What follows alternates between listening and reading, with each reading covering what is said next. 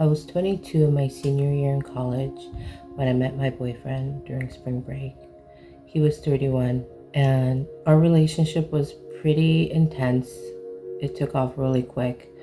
Later in that year, I discovered I was pregnant by him, and he demanded that I have an abortion. You see, he was a heavy drug addict before I met him. He sobered up, but he relapsed. By the time when I was pregnant, I was about a month pregnant when I learned that I was pregnant. And he just said he couldn't be a parent. It wasn't the right time.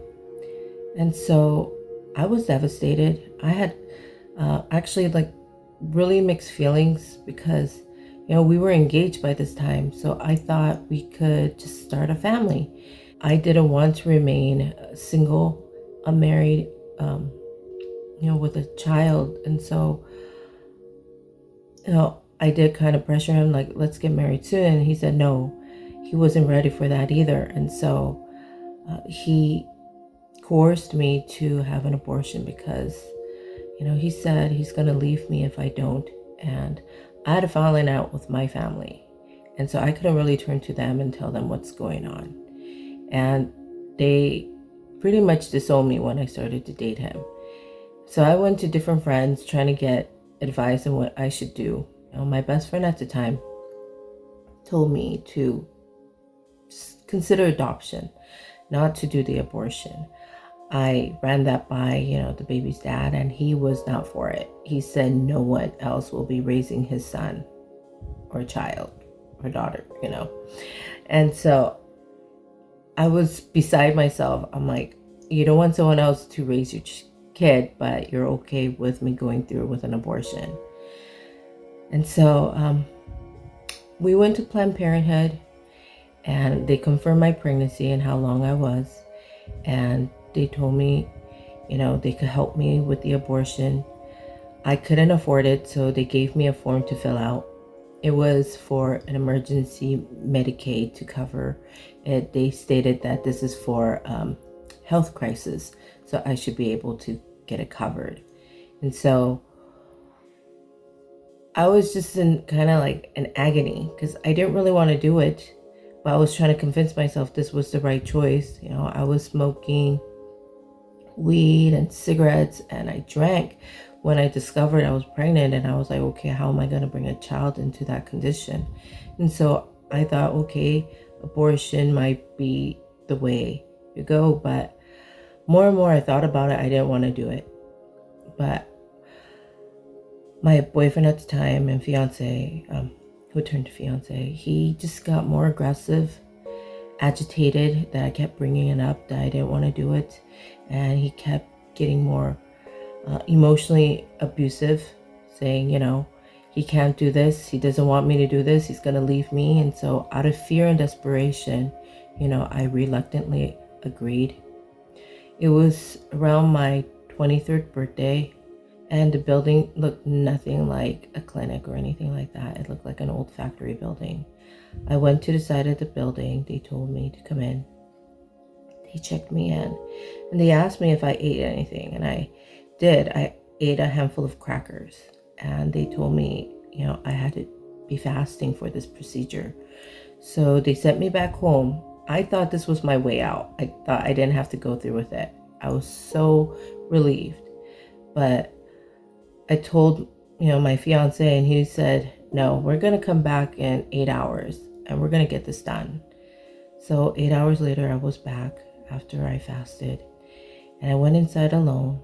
There was a room full of girls there, and it just felt so depressing and sad being inside. When it was my turn to get an ultrasound, I didn't look. I couldn't look at the monitor. I was just devastated. My heart started to break. And so afterwards, they take me into another room. They put an IV inside, and they laid me on the bed. And I have hip problems, so I talked to the doctor saying, I have hip issues, so I can't open my legs wide for the procedure. And he said, it's nothing like that. It's going to be fast and painless. And after he said that, he turned on the machine. It sounded like a horrible vacuum. And immediately I had a panic attack. I felt like my heart jumped into my throat. I started to cry. I was praying, I'm a Christian. And so I had so much guilt and regret already. And so when this was happening, all I could do was just pray and ask God to forgive me. My blood pressure hit the ceiling. It was so high. They told me to calm down, but I just couldn't. And what took just a few minutes felt like forever. After it was done, I couldn't leave. My blood pressure wouldn't go down. I was bleeding a lot. Finally, when I went to the restroom to use it, I had this slight relief, oh my gosh, it's finally done. But then soon after that feeling, this horrible dread just took over inside of me. And I just couldn't believe what I just did. What did I do? I stayed there for about 2 hours because, like I said, my blood pressure was really high. Then my fiancé came back and he picked me up. We went back to his home, and I just don't even remember the ride back home because I was so groggy and so sad. I crashed out for the rest of the night, and from that point on, for about 20 years, I regretted my abortion. I couldn't believe it. I developed a lot of self-hatred, a lot of anger, a lot of resentment toward to the baby's daddy. And for the first few months afterwards, he saw that I was really, really depressed. And so he wanted to have another baby to make it up. But I suffered a miscarriage after 2 months. And then that just made things even worse. I felt like God was punishing me because I didn't deserve a child because I had an abortion. Finally, after 3-4 years of trying, I got pregnant again. We got married and had our first son. But I was so paranoid that something bad may happen to him. So I was a very overprotective mom.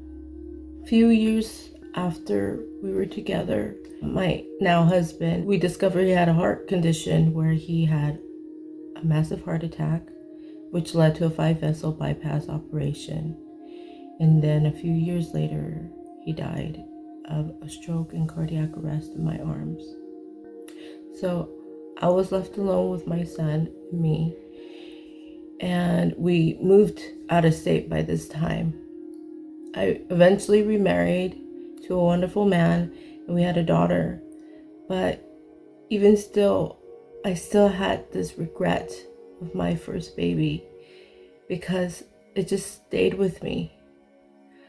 Finally, through church, I discovered about CareNet, and through them, I was able to get some healing. I got introduced to their post-abortion recovery ministry called Healing Tide. I went through their women's retreat, which took 2 days, and it was just incredible. I was a believer before, but for all this time, I just let this horrible dread and depression and guilt take over me for so long. And through this healing experience, I just surrendered everything to God, and he was able to restore me fully. Just gave me freedom that I thought I would never get. And if I could tell another woman who's planning on having an abortion what to do, I will tell her not to do it. It's not worth it. It's just gonna cause more pain. It's not a solution for the pregnancy. The baby's already here. Abortion is not a form of contraceptive. The life is already inside. So for her sake and for the babies, I would totally strongly suggest that she keep her pregnancy, and at the end either parent her own child or place the baby up for adoption, because that is a better solution for her, because her heart won't hurt.